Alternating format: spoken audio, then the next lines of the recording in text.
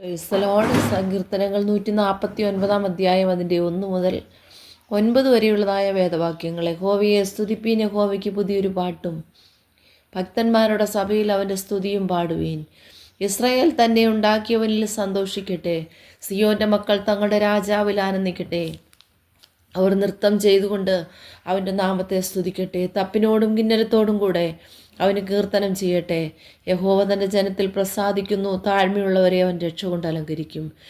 ഭക്തന്മാർ മഹത്വത്തിൽ ആനന്ദിക്കട്ടെ, അവർ തങ്ങളുടെ ശയ്യകളിൽ ഘോഷിച്ചുല്ലസിക്കട്ടെ.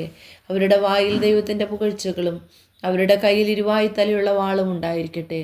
ജാതികൾക്ക് പ്രതികാരവും വംശങ്ങൾക്ക് ശിക്ഷയും നടത്തേണ്ടതിനും അവരുടെ രാജാക്കന്മാരെ ചങ്ങലകളാലും അവരുടെ പ്രഭുക്കന്മാരെ ഇരുമ്പ് വിലങ്ങുകളാലും ബന്ധിക്കേണ്ടതിനും എഴുതിയിരിക്കുന്ന വിധി അവരുടെ മേൽ നടത്തേണ്ടതിനും തന്നെ. അത് അവൻ്റെ സർവ്വഭക്തന്മാർക്കും ബഹുമാനമാകുന്നു.